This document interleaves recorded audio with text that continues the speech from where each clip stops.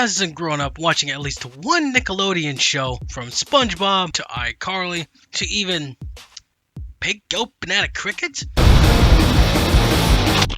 The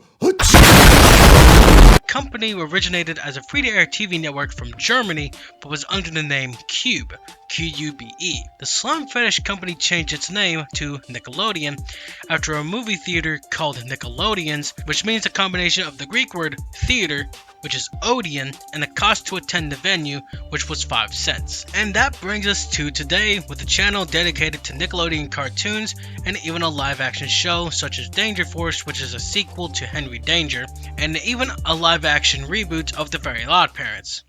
This is no. And with last year's release of SpongeBob's Battle for Bikini Bottom Rehydrated, plus the trailer for an upcoming Cosmic Shake game, it makes sense to cover the video games based on these famous and nostalgic shows. So, I hope you're ready, kids, because we have a butt ton of Nick games to play through, and as long as these pants are square and the sponge is Bob, I will not let you down! Before we get into the games, I want to point out that I did cover one Nickelodeon game, which was my first ever review for the channel when I decided Let's Plays were not doing it for me anymore. I will do Let's Plays every now and then, but only when I'm bored. And I'm talking, of course, of Jimmy Neutron, Attack of the Twinkies. A game where you fend off aliens from a comet that grow bigger through the sound of music and also become enraged, but calm down and shrink when there's bad noises, such as Sheen's terrible singing voice. Man, Sheen, I still wish you didn't get yourself lost on another planet, because that show fucking sucked.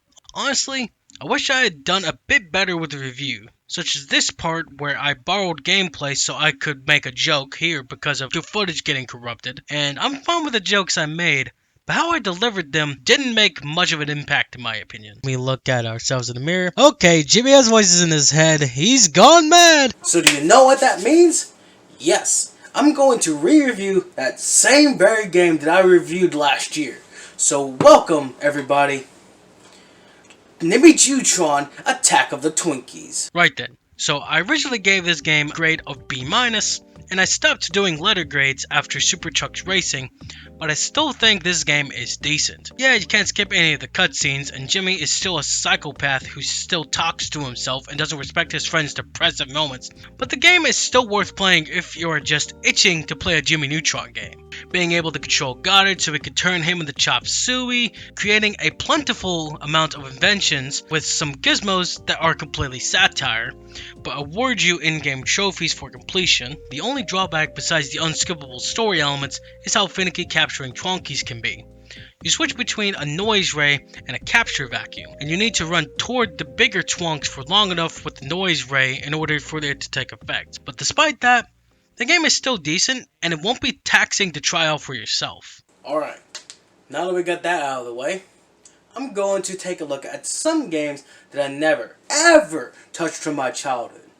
So, let's take a look at the very first Nickelodeon game that came out at the time in 1993 for the Sega Genesis. That game being Ren and Stimpy, Stimpy's Invention. So even though this game is the same name as Stimpy's Invention in the show, the plot is distinctly different from it. Instead of a hat that makes you get insanely over-the-top happiness, happy, joy, it's instead a machine that turns trash into food, which is useless because homeless people do that every day without electricity. So this game has us find missing parts to, what else, Stimpy's invention called the Mutate-O-Matic. After the machine explodes, it sends parts to various locations. All we need to do is do some platforming with special abilities between Ren and Stimpy, and is also played with 2 people. Play as both characters if you decide go single player. Both players share a life bar, but if one of them falls while the other is on screen, Powder Toast Man will fly in to put the character back into play, but not if both fall. The different attacks you can perform depend on what character you play, and they can interact with the other character to do certain moves. Honestly, this game isn't bad either. My only complaint may be the difficulty. Even on easy, it can get hard in some places. We got a pretty decent start into this video, didn't we? For the first ever game ever released, it's not bad. And this next game I'm going to be looking at is going to require bravery, courage, and guts. because it's Guts for the Super Nintendo. If you grew up watching Nickelodeon game shows, you may have seen shows like Double Dare, Legend of the Hidden Temple, with your guide, Kurt Fogg, and of course, Guts, Do you have it? where kids face together to do physical challenges to amp up sports to the extreme. So a video game based on that would be lots of fun, right? Well, the first thing I noticed is playing football. I was bad at it at first, until I figured out that you need to land back on this platform. Right after that, I'm in an obstacle course, which I didn't make it out of, and this is because you need to be in a very specific spot where your hands are the only thing touching the rope or pole so you can climb up. And when you're on a tight time limit, as well as having only a D-pad and no way to slow down, you end up wasting time, plus having to jump off ledges to grab onto poles, and if you jump off, you gotta go all the way back. But we are far from over from this video, because we got so many games to look at. We're going to go knee deep into this rabbit hole. We're not even going to go knee deep. We're going to go so deep that we're not even going to be able to climb back out. Because this next game I'm going to be looking at, I would never dare to touch this game in my childhood. I wasn't even born the time this game came out. It came out way before 1999. And I would never dare to touch it. But I would if you double dared me, because it's Double Dare for the NES. Oh yeah, Guts was not the only Nickelodeon game show to get turned into a video game, because now you have Double Dare on the NES. Now Double Dare on the NES had you compete in physical challenges against another player just like in Guts did, but instead you have bowling, throwing eggs into a clown's mouth, and using eggs as golf balls and getting them into the hole. And every challenge has the exact same control style, with you pressing left on the D-pad instead of one of the two face buttons to move the meter up, and then you use the A button to stop the bar where you want it so that way you know how much power is going into it, and then pressing it again for the angle that you want to throw it at. Why not just use the D-pad to adjust the angle and then use a separate power bar and pressing the button whenever you need it to? After that, we get to answer questions. If we get it right, we get cash. However, if you get it incorrect, no one gets money, unless you perform a dare, which passes the question to the other player, and if they get it wrong, you get money. Money is also doubled, but you can also press Double Dare, and the money is doubled again, and passes back to the daring player. And if the player answering the question gets it wrong, the person who clicked a Double Dare gets the money. And if there's a Double Dare, you can choose to do a physical challenge, which will grant you extra points for when you go to answer more questions, which net more cash. After the round is over, you repeat doing this a second time, and then the game ends. Well, that was pointless. A game this short that can be beaten in literally 10 minutes on the NES without any skill or shortcuts, that is absolutely ridiculous. This game just doesn't need to exist at all on the NES. Alright, now that that's out of the way, now we're going to be looking at the era of gaming me and probably most of the 90s kids are probably going to be looking at. The PS1 and the PS2. Or probably the GameCube or the Xbox. But what game should I look at? Come on, think.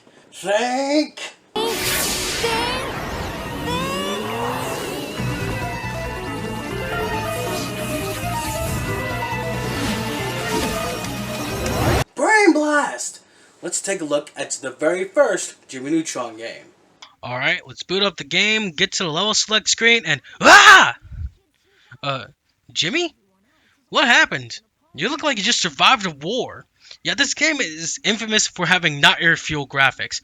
And if you think this looks bad, then stay the hell away from the PC release unless you really like torturing yourself. What is the actual game like? Well, to put it simply, it follows the story of the Jimmy Neutron movie, where aliens make parents follow orders with a headset that controls their every move. So the game, basically, is just a beat-em-up style game with very minor platforming. If you like beat-em-ups, then this isn't the game for you.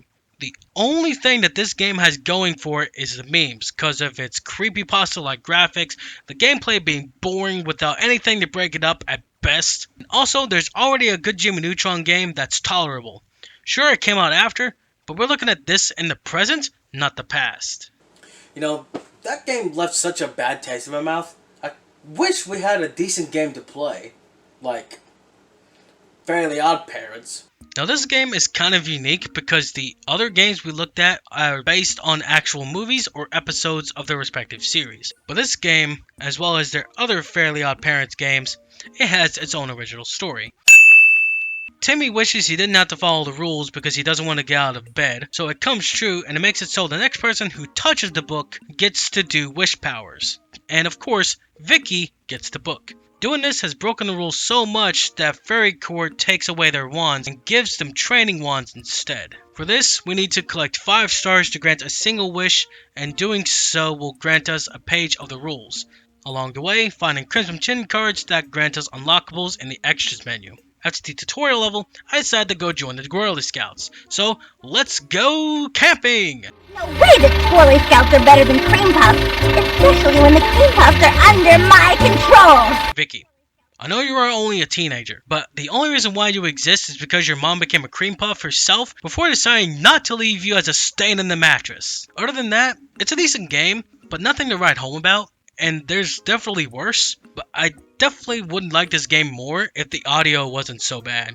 Intruder! I found him! The last Squirrely Scout! Uh-oh, busted! It sounds like it's coming out of a beaten up water damaged radio, but the game does make up for it for Cosmos' funny moments. How do you plead? I'll plead backwards. Like seriously, the game isn't bad, but it lacks in a lot of areas. And I wish it could have just been the tiniest bit better. And I miss the days of the cartoon before Butch Hartman decided to leave Nickelodeon to go pursue his own path. But seriously though, with the live action reboots, Fairly Odder, this single thing right here, this makes the Fairly Odd movies look like a masterpiece in comparison. Like seriously, just why would this even need to exist? Like seriously, who thought of this? What? They made a game on Drake and Josh? Why? Oh yeah, you saw this game coming, didn't you? Drake and Josh for the Game Boy Advance. Now, I remember the show very fondly before Drake Bell decided to tickle his own bells. What does that say about the game, though? Well, just let this single scene sink into your head.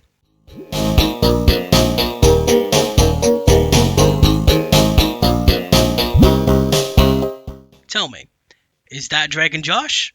Well, I'm convinced that they aren't. What's this game like? Well, the first level is sneaking into school.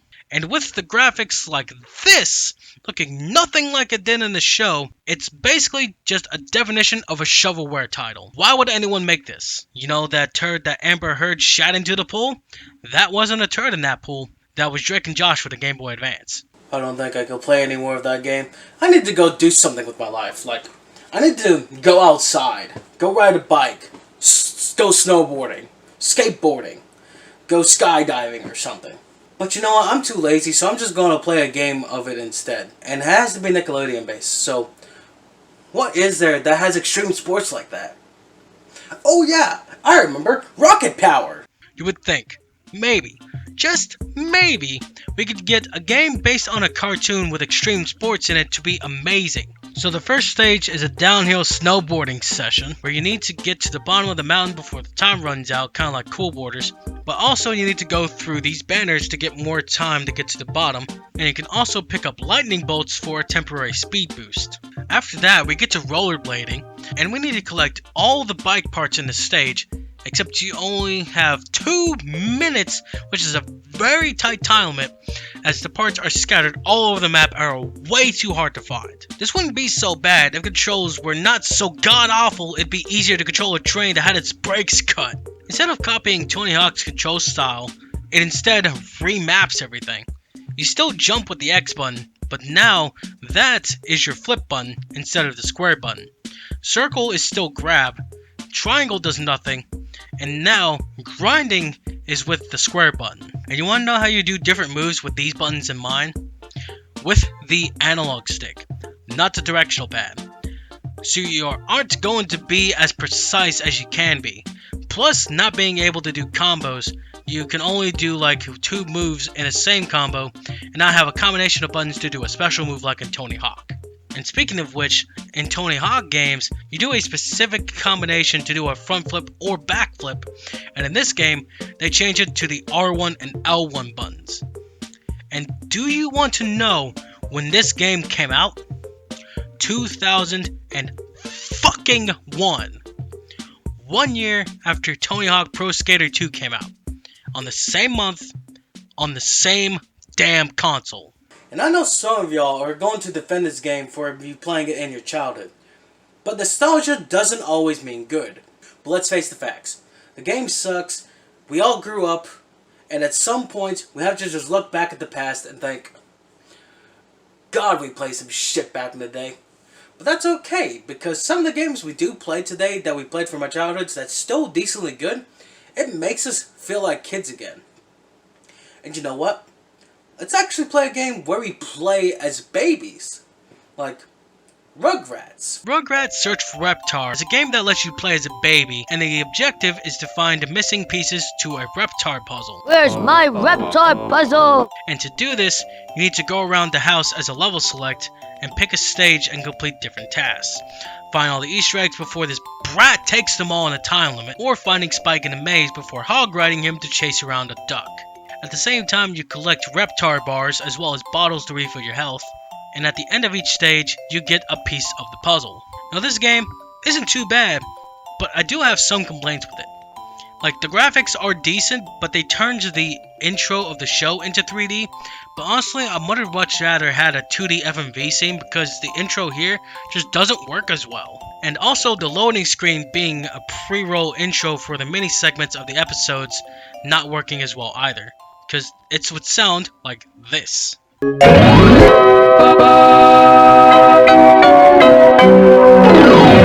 And also, the title screen just has stock baby noises, despite having the original voice actors inside the game as it is.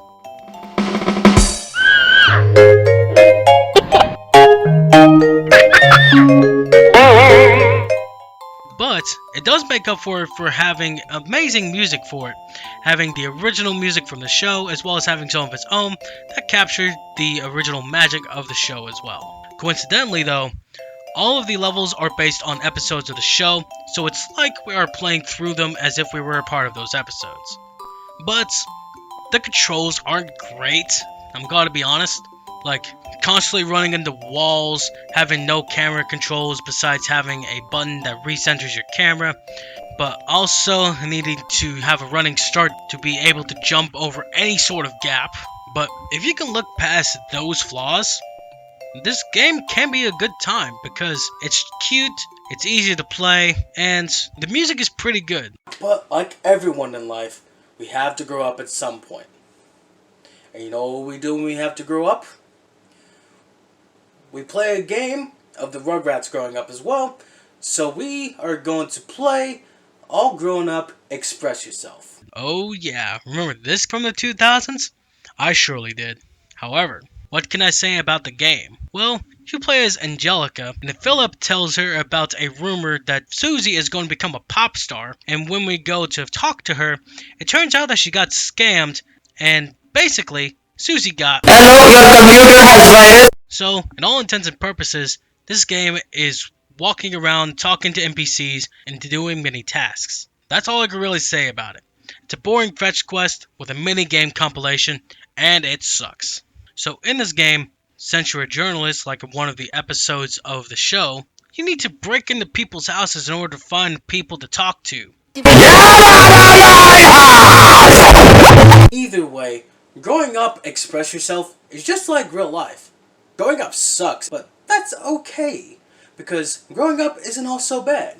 We still get to explore the world as we used to as kids, even if it isn't as easy as it used to be. But we also get some perks while doing it. We can go skydiving, we can go reach for a dream job, we can even learn a new language. And with that, I want to play a game that actually does kind of speak in another language for Nickelodeon. I know it's not doing the Explorer. I'm not reviewing Nick Jr. games, okay? I'm not doing it. Nope, not doing it. So you know what I'm going to play instead? El Tigre Mani Rivera for the DS. El Tigre as a game looks like it could be lots of fun. Playing as a Spanish wrestling mask wearing superhero beating up baddies with El Tigre and White Pantera. which makes the song Cowboys from Hell sound like they came from heaven. So, in this game, you have a very basic beat 'em up style game, and you have a special move, which I don't know how you work at all, because every time I activate it, I just get stuck and I take damage. So, basically, it's just a button masher, and it's pretty fucking boring, because I can't do anything else other than press the A button to do a scratch attack, jump, and the special move, which doesn't work. Honestly, I wish I had more to talk about for this game, but because I could not do anything else other than those two things, there's not really anything else I can say. And I can also speak German. Das ist Spieler wird scheiße! Now, a beat 'em up for Nickelodeon games don't sound like a bad idea. But if it's just one button, what's the point? But, not to worry, because I got another beat 'em up style game that we can look at, and it's based on Danny Phantom. As I said, it's another beat 'em up. But I think it is a better game, but that doesn't necessarily mean it's good. So, yes, it is a button masher, but you could choose between different attacks with the R button. But during this stage here, while I go ghost and phase through the wall after taking enough damage, I can't activate any of my special moves, so I'm basically stuck here and I gave up. Not much else to say other than being an okay game at best, and it can get monotonous in a lot of places. Maybe we try one more beat 'em up style. But let's not go with one series of games in particular. Because why not have one where you can have a bunch of series into one? And you know what? There's a game that actually does that. Nicktoons Unite. One of the infamous things about these Nick games is the crossover games it has, like Nicktoons Racing, Nicktoons MLB, the new released Nickelodeon AllStar Brawl, and of course, Nicktoons Unite, which also got 3 sequels, but I'm only going to look at the first game for today. So, again, it's another beat 'em up, but it's in a 3D plane and can hot swap between characters, kind of like Marvel Ultimate Alliance. You can also upgrade their abilities, get new ones, also some like puzzle solving to progress through the game. And Jimmy doesn't look like Two-Face, but it isn't perfect. But the other character models are pretty good. The cutscenes could be better. Some of them have dialogue with actual voice acting, while others is just plain text, and can't make up its mind on which to choose. Also, the graphics are okay, but there's this sort of green tint over everything that makes it look off. The graphics aren't green per se, but there's so much clashing together that it looks like that there's green fog that is so light in the levels. The only level that looks good is Bikini Bottom. But if you can ignore the graphics, the game is decent to play, but it can get monotonous in a lot of places. And that is the last beat 'em up style game. I promise. We got way too many shit to look at here today, and I've really got to go on with other things. So you know what? Let's play a fighter instead. And it's actually one of the newer ones. Now, I don't have it physically on hand at the moment. I played this game digitally with free to PlayStation Plus service. So this is how I was able to get this game to be played for today's video. And I'm talking, of course, of Nickelodeon AllStar Brawl. Yes, I finally get to review a newer game on this channel, and let me tell you, it isn't easy doing without an Elgato, but I did it. I'm having to record the game with the built-in capture feature on the PS4, then upload the video to YouTube as private, and then using a YouTube to MP4 converter or downloading the video directly from the site to put it into my editor. So, how does this play? Well, this is a Smash Brothers clone like I said earlier, where you have multiple characters to pick from, an arena to fight in, an announcer voice, and fighting between 4 different characters at once. And this game was hyped up when it first came out last year, but only got mediocre reviews and died off as soon as it came out afterwards. So what went wrong here? Well, there is one simple answer. The maps you fight in is either boring at best, or so god-awful that you want to throw yourself off the map in real life. And how about this? Every character's moves besides specific characters and their special moves all do the exact same attack, plus have no final smash move like in Smash Brothers. Plus, the weight of these moves are way too quick for what they are, so in reality, you aren't getting a Smash Brothers Nick game.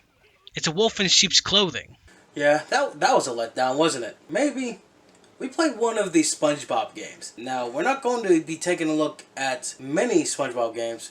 we're only going to look at one for today. Because SpongeBob has so many games based on himself, it's like Nickelodeon decided to just take that sponge and run him through a ringer and just spew out and let it rain full of video games based about him. But we will take a look at one Nickelodeon game. So why don't we take a look at the very first SpongeBob game that was ever released.